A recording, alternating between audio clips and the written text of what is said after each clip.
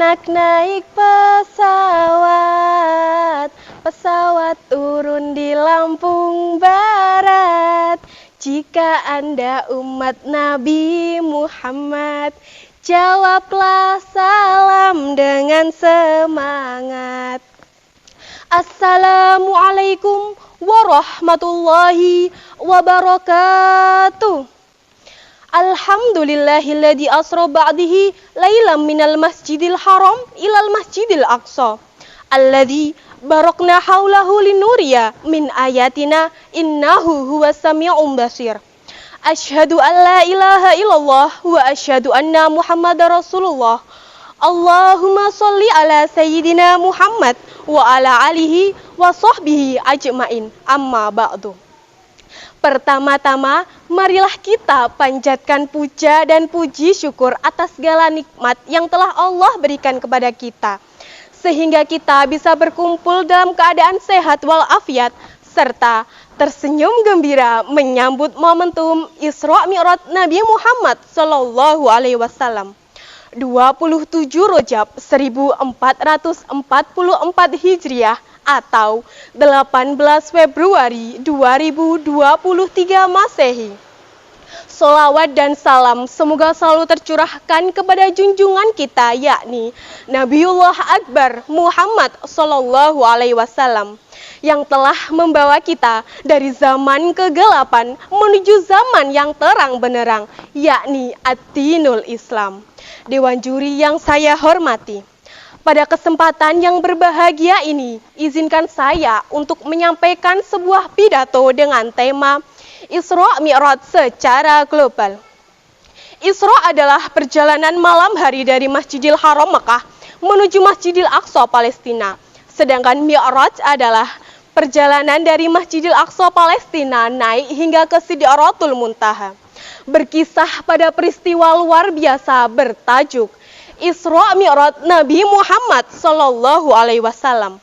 Maka kita akan kembali teringat pada pentingnya ibadah sholat.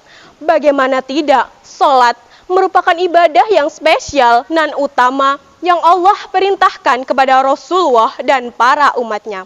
Sebagai bukti dari keutamaan tersebut, Allah menjemput Nabi Muhammad melalui perantara malaikat Jibril dan hewan buruk yang katanya memiliki kecepatan seperti kedipan mata, agar Rasulullah bisa menjemput perintah sholat tersebut dan melewati 7 lapisan langit hingga ke Sidratul Muntaha. Hal tersebut tertuang dalam Al-Quran surat An-Najm ayat 13-15. Bismillahirrahmanirrahim. Walaqad ra'ahu nazlatan ukhra inda Sidratal Muntaha indaha jannatal ma'wa. Artinya, sesungguhnya Muhammad telah melihat Jibril pada waktu lain di Sidratul Muntaha. Di sekitarnya ada surga dan tempat tinggal. Shadaqallahul Adzim. Tidak hanya sekedar melewati langit, tetapi Allah juga melihatkan kekuasaannya sebagai Tuhan yang Maha Agung, Maha Kaya, lagi Maha Terpuji. Setelah melakukan Mi'raj, Nabi Muhammad melihat ada surga dan neraka dan juga Baitul Makmur yang menjadi kiblatnya para malaikat. Itu adalah janji Allah benar-benar nyata. Lalu, bagaimana dengan kisah kita sebagai umat di akhir zaman di hari ini? Ma'asyiral muslimin wal muslimat rahimakumullah. Seiring dengan berkembangnya teknologi dan berlalunya zaman, tantangan dan ujian hidup semakin berat. Kita saksikan saja, masjid megah semakin banyak, tetapi jamaahnya semakin sepi.